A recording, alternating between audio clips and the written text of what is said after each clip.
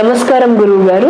శ్రీమాత్రే నమః. రాబోతున్న గురుమౌఢ్యమి శుక్రమౌఢ్యమి ఏ రాశి వారిని ఎలా ప్రభావితం చేయబోతుంది? తప్పకుండా అమ్మా. ఫస్ట్ ఆఫ్ ఆల్ ఏంటంటే మౌఢ్యమి అని చెప్పి చూసుకున్నట్లయితే దాన్ని శుక్రుడు గురువు శుభగ్రహాలు. Hi, my name is Gautam and I actually stay in Malkajgiri itself. I had this back pain. It's been 1.5 years. I have tried many treatments like chiropathy, oil massage, physiotherapy especially, but it didn't work out as much like what I expected.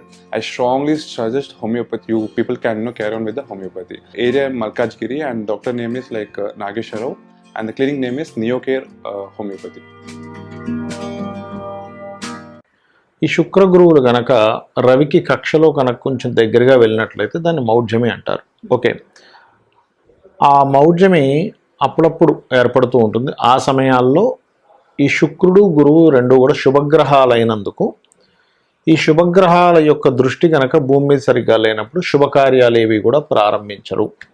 ఈ శుభకార్యాలతో పాటు మీరు అన్నట్టుగా ఒక్కొక్క రాశి నుంచి తీసుకుంటే లేదా ఒక్కొక్క లగ్నం నుంచి తీసుకుంటే ఒక్కొక్క లగ్నానికి ఒక్కొక్క రాశికి ఒక్కొక్క సంబంధించిన విషయంలో స్ట్రక్ అవ్వడము ఆగడాలు జరుగుతుంటాయి దాని యొక్క భావాన్ని బట్టి. కాబట్టి ఒక్కొక్క దానికి ఒక్కొక్క పరిహారం ఉంటుంది. దానికి సంబంధించినటువంటిది ఒక్కొక్క కొన్ని విషయాలు జాగ్రత్త తీసుకోవాల్సిన అంశం ఉంటుంది. ఇప్పుడు ధనుసు రాశి వారికి ఎలా ఉండబోతుంది? తప్పకుండా అమ్మ. ధనుసు రాశి వారికి లగ్నాధిపతి చతుర్థాధిపతి గురువు అవుతాడు. అంటే వీళ్ళకి ఈ రాశి అదే ఆ జీవుడు మరియు ఆ జీవుడు చదువుకునే విద్య కావచ్చు, ప్రాపర్టీస్ కావచ్చు, ఇటువంటి వీటికి కారకుడు అవుతాడు గురువు వీళ్ళకి. అలాగే సహజంగానే ధనుర్లగ్నంలో కానీ ధనుస్సు రాశిలో కానీ జన్మించాము అంటే వాళ్ళకి శుక్ర మహర్దశ వచ్చినా, శుక్ర రాశుల్లో అంటే వృషభంలో ఉండేటువంటి గ్రహదశ వచ్చినా ఖచ్చితంగా వివాహ జీవితంలో ఇబ్బంది ఇస్తుంది ఇది. అయితే ఇక్కడ కలిగేటువంటి విషయాల్లో ఏమిటంటే వీళ్ళ జన్మజాతకంలో ఆల్రెడీ 2 వివాహాల జాతకము లేకపోతే వివాహ దోషం ఉందనుకోండి, ఇలాంటి సమయంలో అస్సలు తొందరపడకూడదు. అందులోని షష్టమాధిపతి అంటే శుక్రుడు శత్రుకారకుడు అయ్యాడు, 6వ అధిపతి కాబట్టి పాపాధిపత్యం వచ్చింది. కాబట్టి స్త్రీలతో బిజినెస్ రిలేటెడ్ సంబంధించిన విషయాల్లో ఇప్పుడు గొడవ పెట్టుకోవాల్సి వస్తుంది అన్నప్పుడు దాన్ని చాలా జాగ్రత్తగా డీల్ చేయాలి. లేనట్లయితే అది కాస్త ఇంకొంచెం వేరే శత్రుత్వాలకి దారితీస్తుంది. ఇది మెయిన్గా గుర్తుపెట్టుకోవాలి. అలాగే మరికొంతమందికి ఏంటంటే అమ్మ వేద విద్యలు నేర్చుకుంటూ ఉంటారు. ఈ ఏమంటారు మనకి వేద సంబంధించినవి పారాయణం ఇట్లాంటివన్నీ నేర్చుకుంటూ ఉంటారు. 12 సంవత్సరాల కోర్సు ఉంటుంది అది. అలాంటి వేద విద్యలు నేర్చుకునేటువంటి వారు సరైనటువంటి ఇది ఎంచుకుంటున్నారా లేదా, సరైనటువంటి వాటిలో జాయిన్ అవుతున్నారా లేదా అనేటువంటిది ఒకటి చూసుకోవాలి. ముఖ్యంగా ఇక్కడ లగ్న చతుర్థాధిపతులు అంటే గురువు 1 and 4th లాడ్ అవుతున్నాడు. కాబట్టి కొంతమంది చూడండమ్మా, తినే పదార్థంలో నూనె సరిగ్గా లేనటువంటి పదార్థం అంటే లేదా కల్తీ ఫుడ్ తినడం వల్ల, లేకపోతే ఒక్కోసారి ఏమవుద్ది వాళ్ళకి బ్రీతింగ్ ఇష్యూస్ కానీ లేకపోతే ఓవర్ ఫ్యాట్ అవ్వడం వల్ల కానీ, లేకపోతే ఒక్కొక్కసారి చూడండి దీంట్లోనేది మన నాన్ వెజిటేరియన్ తినేటువంటి దాంట్లో కూడా ఒక్కోసారి స్టాక్ తినడం వల్ల ఇబ్బంది వస్తూ ఉంటుంది. ఇటువంటి విషయాల్లో కొంత జాగ్రత్తగా ఉండాలి. అందులో ప్రధానంగా ఎవరికైనా కాస్త మతిమరుపు గట్రా ఉన్నట్లయితే ఈ సమయంలో కంబస్ట్ వల్ల ఏమవుద్దంటే కొంచెం అటువంటి ఇబ్బంది రావడము. మరియు వీళ్ళ స్కూల్లో కాలేజీలో టీచర్స్తో కొంతవరకు అంటే వీళ్ళు అప్పటి వరకు బాగా చదివి మౌఢ్యమి సమయంలో ఏమవుతుంటుందంటే 1 and 4th లాడ్ అయినందుకు వీళ్ళు సరిగా చదవకపోవడం వల్ల టీచర్స్తో వీళ్ళకి ఒత్తిడి పెరుగుతూ ఉంటుంది. కాబట్టి ఎవరైనా పిల్లలు ఉన్నారు, ధనుర్లగ్నంలో జన్మించారు, కొంచెం ఈ మౌఢ్యమి ఈ దాదాపుగా ఈ 70 to 75 days ఉంది. కాబట్టి అంటే ఒక 2 రోజులు అటు ఇటుగా ఉంటుంటాయి కొన్ని పంచాంగాల్లో. ఈ జాగ్రత్త కనుక తీసుకున్నట్లయితే సరిపోతుంది. మరియు ఈ మౌఢ్యమి సమయంలో స్త్రీలకి అప్పులు ఇవ్వడం, అప్పు తీసుకునే విషయంలో స్త్రీతోనే ఇది మెయిన్గా చూసుకోవాలి. మరియు లగ్జరీ రిలేటెడ్, ఫ్యాషన్ రిలేటెడ్ బిజినెస్ల విషయంలో ఏదో లాభం వస్తుందని కొంతమంది ఏం చేస్తారంటే అసలు అది ప్రాక్టికల్గా ఎంతవరకు కనెక్ట్ అవుతుందనే విషయం తెలియక ఇక్కడ ఇది చేస్తే చాలా లాభాలు వచ్చేస్తాయని హడావిడిగా తీసుకెళ్ళి అక్కడ ఇన్వెస్ట్మెంట్ చేయడం ఇట్లాంటివి చేస్తూ ఉంటారు. బికాజ్ ఆఫ్ శుక్రుడు ఏంటంటే ఫ్యాషన్కి కారకుడమ్మ. అందానికి, ఫ్యాషన్కి, క్రియేటివిటీకి, సినిమా ఫీల్డ్కి వీటన్నిటికీ శుక్రుడు కారకుడు. ఈయన ఇలా కంబస్ట్లో ఉన్నప్పుడు సర్వసాధారణంగా కొంతమంది ప్రొడ్యూసర్లు కానీ డైరెక్టర్లు కానీ కొత్త సినిమాలు ప్రారంభించడానికి ఇష్టపడరు. ఎందుకు అంటే వాటి ద్వారా అప్పులు, వాటి ద్వారా ఇబ్బంది వస్తుంది. కాబట్టి మరి వీళ్ళు పరిహారం ఏం చేసుకోవాలి అంటే ఏదైనా క్షేత్రము సూర్యనారాయణమూర్తి క్షేత్రాలు ఉంటాయి కదా, ఆ క్షేత్రానికి వెళ్ళి దర్శనం చేసుకుని కనుక వచ్చినట్లయితే వీళ్ళకి ఎటువంటి ఇబ్బంది ఉండదు.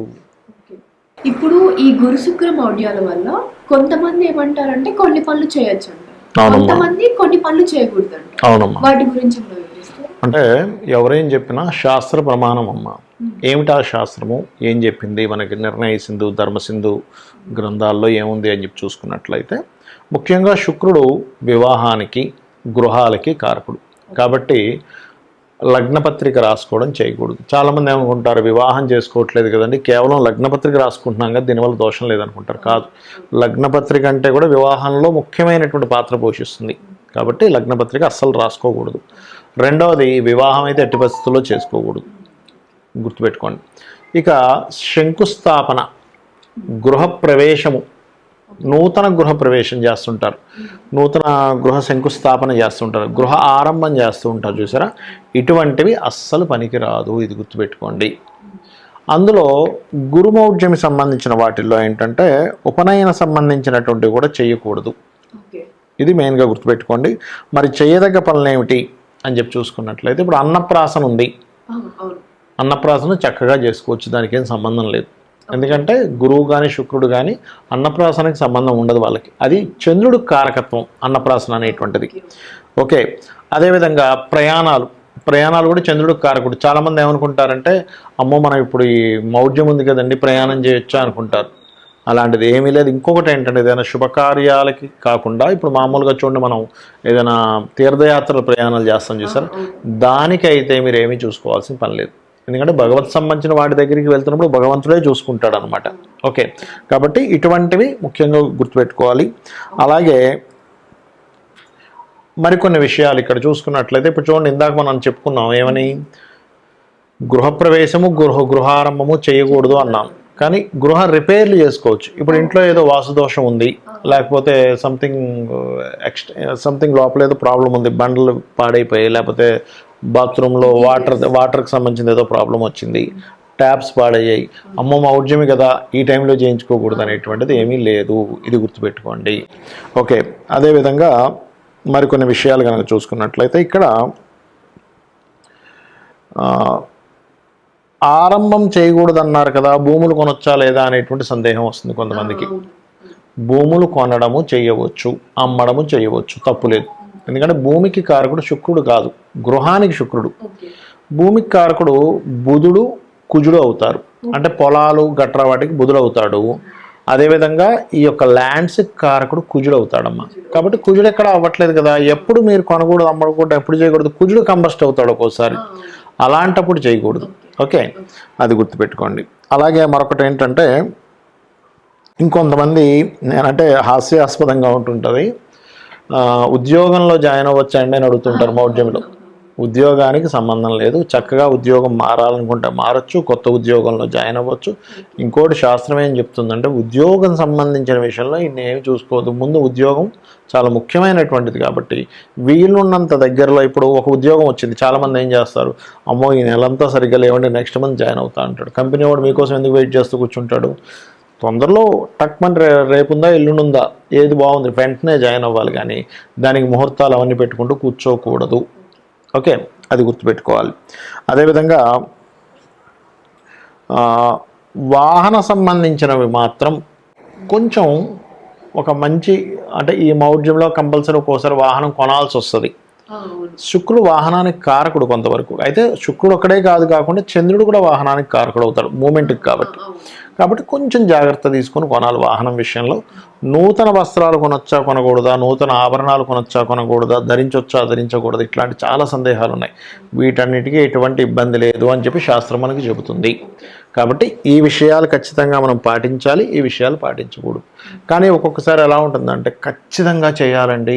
ఇప్పుడు కొంతమందికి ఎలా ఉంటుందంటే తండ్రి గతిస్తాడు, అప్పుడు ఈ మధ్యలో చేసేస్తే అయిపోద్ది, లేకపోతే సంవత్సరం దాటిపోతుంది అని ఉంటుంది, సంవత్సరం లోపల చేయాలి ఆడపిల్లకి అంటూ ఉంటారు. మరి అలాంటప్పుడు ఎలాగా, ఇంతకాలం మేము ముహూర్తాలు సంబంధాలు వెతుకుతుంటే అవ్వలేదు, కానీ ఇప్పుడేమో మౌఢ్యములు వచ్చేసి అప్పుడు ఎలాగా అన్నప్పుడు ఇంట్లో పర్టికులర్గా సూర్యనారాయణమూర్తికి సంబంధించింది ఏదైనా సరే జపము చేయించుకొని, అంటే ఇంక తప్పదు అనుకున్నప్పుడు చేయించుకొని, శుక్రబలము గురుబలము పెరగడానికి దక్షిణామూర్తి యొక్క ఆరాధన, అమ్మవారి యొక్క ఆరాధన చేసుకుని ఏది ఇంకా కంపల్సరీ అయినప్పుడు నేను చెప్తున్నాను, అలాంటి ప్రక్రియ చేసుకొని అన్నదానము, గోసేవ చేసి, గోవులు ఉంటాయి దేశీవాలి గోవు, వాటికి ఏదైనా తినిపించి అప్పుడు ఈ యొక్క దీంట్లో తప్పనిసరి ఉన్నప్పుడే తప్ప అదర్వైజ్ ఆపుకోవడమే మంచిది. అది. థ్యాంక్ యూ సో మచ్ గురువు గారు. మాకు తెలియని చాలా విషయాలు మీరు మాకు అందజేశారు. ఎలాంటి పనులు చేయొచ్చో, ఎలాంటి పనులు చేయకూడదో మీరు చాలా చక్కగా వివరించారు. మరియు ఎలాంటి రాసుల వారికి ఎలాంటి ప్రభావాలు ఉన్నాయో కూడా చాలా బాగా వివరించారు. Thank you so much. మీరందరూ ఇలాంటి విషయాన్ని తెలుసుకున్నారు కాబట్టి మళ్ళీ నెక్స్ట్ ఎపిసోడ్తో కలుద్దాం. శ్రీమాత్రే నమః.